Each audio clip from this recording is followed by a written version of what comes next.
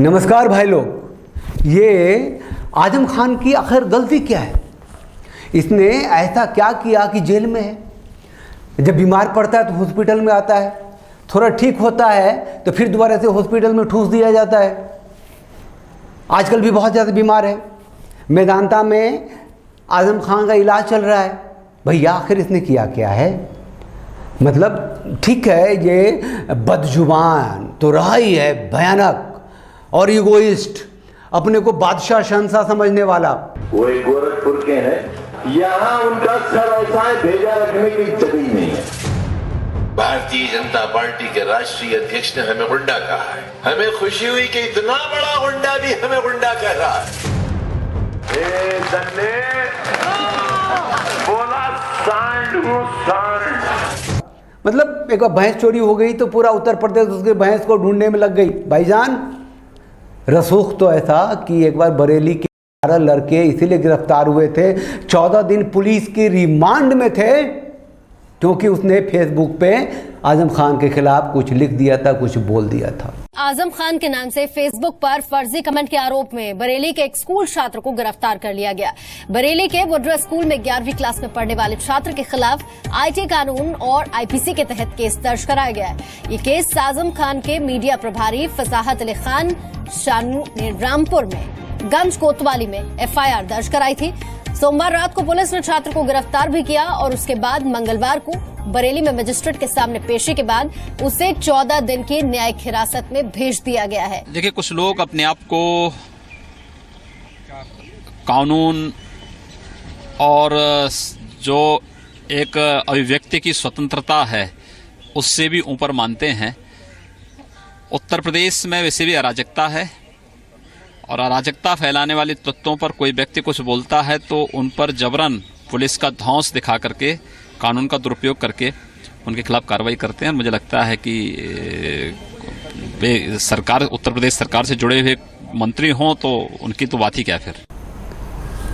वो आजम खान आज कहते हैं कि इसने न खबरें छोड़ी, न मज़ारें छोड़ी, न यतीम खाने छोड़े, सबको हजम कर गया। वक्फ बोर्ड की जमीनों पर कब्जे का आरोप, 500 करोड़ की प्रॉपर्टी पर कब्जे का इल्जाम, पत्नी के ट्रस्ट को 1 रुपए किराए पर करोड़ों की जमीन देने का आरोप, 1 रुपए में यतीम खाने की प्रॉपर्टी हड़पने का आरोप, कब्रिस्तान की जमीन पर कमर्शियल कॉम्प्लेक्स बनाने का इल्जाम, कमर्शियल यूनिवर्सिटी के लिए कब्रिस्तान को खुदवा देने का आरोप।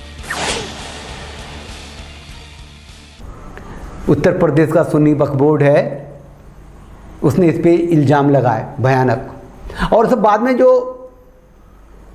सही साबित हो रहे हैं। भाईजान, गौहर यूनिवर्सिटी बना ली और उसमें लाइफ टाइम के लिए खुद को वाइस चांसलर घोषित कर दिया कि भाई कुलपति पूरी जिंदगी के लिए। माइंडसेट क्या था? अगर आजम खान साहब ऐसी एक पहल कर रहे थे कि यूनिवर्सिटी बनाने की, बड़ी अच्छी बात है, उसमें खुद को लाइफ लॉन्ग वाइस चांसलर बनाने की क्या जरूरत थी? फिर बेवकूफ़ी, क्या जरूरत थी? कोई जरूरत नहीं थी। इसका मतलब इनका जो इंटेंशन था वो खुद परस्ती पर था। खुद परस्ती समझते हैं आप ना। मैं पढ़ा लिखा आदमी है, वकालत की डिग्री है आजम खान के पास, अलीगढ़ मुस्लिम यूनिवर्सिटी से वकालत की पढ़ाई करी हुई है, और इतना बुद्धिमान, इतना मुफट। रहने नहीं दूंगा तुम्हें सिवा। और इतना ताकतवर किस लिए भाई? रामगढ़ में क्या एम्पायर खड़ा कर लिया उसने? क्या अल्लाह का अजाब इस पे गिर रहा है? इन्होंने डरा डरा के जमीनें ली हैं। इन्होंने अगर बाप से साइन कराना है तो बेटे को स्मैक और चरस में फंसा के जमीनें ली हैं। इन्होंने कमरा बंद करके लोगों को, इन्होंने, मंत्री ने खुद लाठी से आदमियों को मारा है। जाओ रामपुर और पूछो, मैं रामपुर के 2-3 आदमियों से बात करके बता रहा हूं। तो आपके आजम खान ने ये हरकतें करी हैं। कितना लोगों को स्मैक में और चोरियों में फंसाया है कि बेटा जेल में और बाप से कहा जा रहा है ज़मीन लिखो, और 50 एकड़ ज़मीन मुसलमानों की हड़पी है। तकरीबन 100 करोड़ रुपया जो औकाफ बेचे गए हैं, उसके 100 करोड़ तकरीबन उन्हें वहाँ आजम खान साहब को पहुँचाया यूनिवर्सिटी के लिए, क्योंकि सिर्फ एक वक्फ जो है वहाँ का सहारनपुर का, वहाँ 400 करोड़ का घपला है। आजम खान जिस यूनिवर्सिटी की बात कर रहे हैं वो है रामपुर की मोहम्मद अली जौहर यूनिवर्सिटी। ये एक कमर्शियल यूनिवर्सिटी है जिसको खड़ा करने के लिए कब्रें खुदवाने तक के इल्जाम से घिरे हैं आजम खान। इन्होंने अगर बाप से साइन कराना है तो बेटे को स्मैक और चरस में फंसा के जमीनें ली हैं। इन्होंने कमरा बंद करके लोगों को, इन्होंने, मंत्री ने खुद लाठी से आदमियों को मारा है। तो मेरे बच्चे, मेरे छोटे भाई, नादान परिंदे, तो जो आजम खान के साथ हो रहा है ये कर्मा ही स्ट्राइक बैक कर रहा है। मोहम्मद आजम खान ऐसा लंपट, धूर्त, भ्रष्टाचारी और चोर व्यक्ति है जिसने कब्रिस्तान के कब्र को नहीं छोड़ा, अनाथों के अनाथालय को नहीं छोड़ा। यह पापी है, दुराचारी है, भ्रष्ट है, हिंदू का खून है न मुसलमान का खून है। आजम खान तुम हो दुश्मनाने हिंद।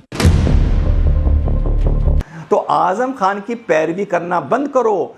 आप लोग दोहरा मापदंड ये चलते हो कि गोरखनाथ मंदिर के लिए या किसी चीज के लिए अगर योगी किसी एक मुसलमान की जमीन ले लेगा तो आप लोग सीने पीटने लगोगे, और आजम खान 50 मुसलमानों की, गरीब की जमीन हड़प के बैठा है तो आप लोगों के मुंह में दही जम जाती है।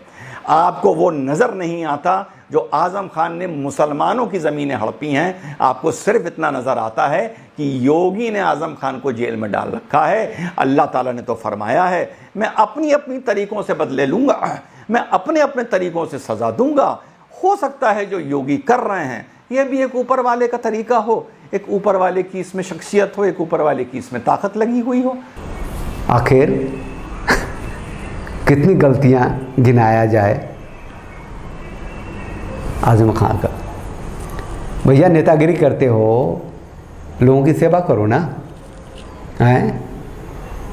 मतलब इसकी हिम्मत और ताकत ऐसी थी, इसने कोई भी ऐसा नेता नहीं था जिसको खुलेआम गाली नहीं दी।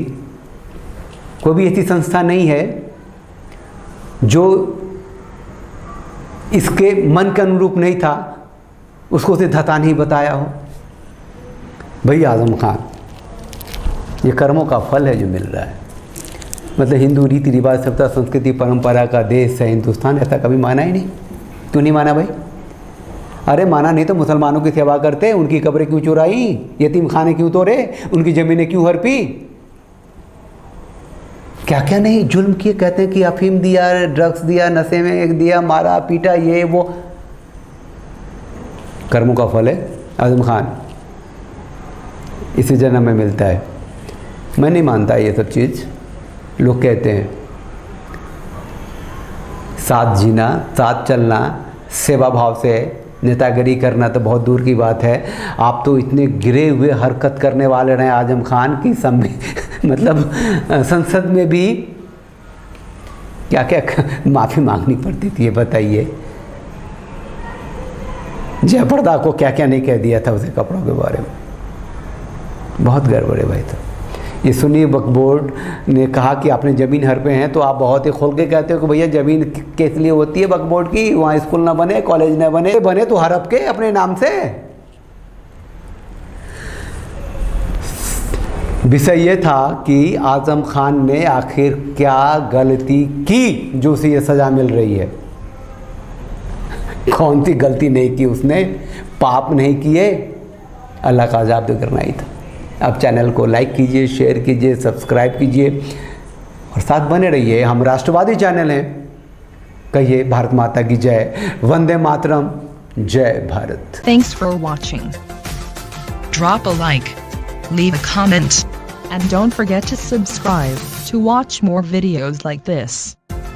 Subscribe, click on the bell to turn on notifications.